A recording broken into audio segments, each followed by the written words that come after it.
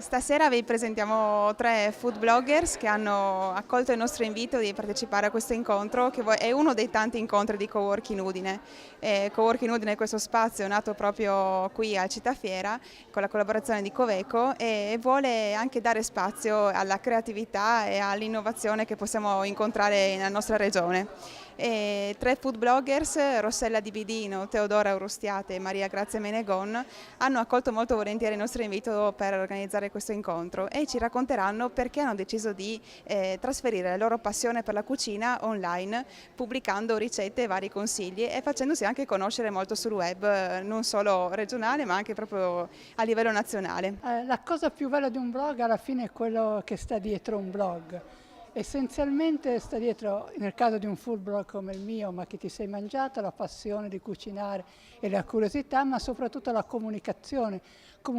che viene fatta tramite post, ma i social media come Facebook, Twitter e così via, ma anche e soprattutto forse i rapporti personali e reali che si vengono a creare. I food blogger in Italia si sono attivati ad esempio incontrandosi un anno e mezzo fa a Roma, una giornata tutti assieme con Foodies in Rome,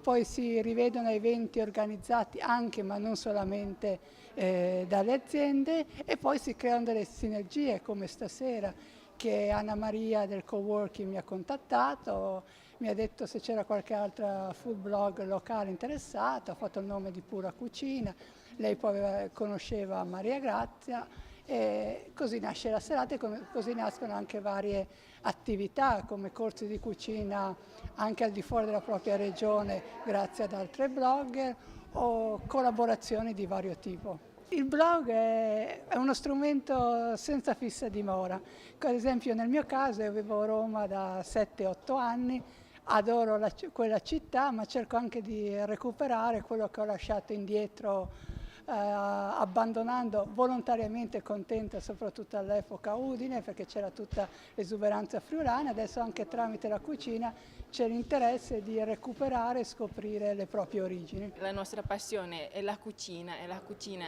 si sa insomma, che è un modo anche per condividere con gli altri, un mondo molto conviviale. Alla fine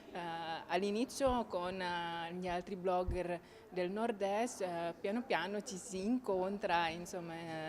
quindi ci si conosce. In particolare con Rossella, dato che in qualche modo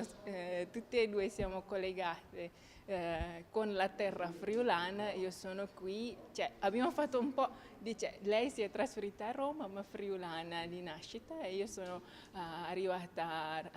qui in Friuli circa 9 anni fa e quindi tramite questa passione, anzi tramite Friuli Preacher Forum, grazie a voi insomma, che ci siamo conosciute. La mia esperienza di food blogger nasce 3 anni fa, nel 2008, dopo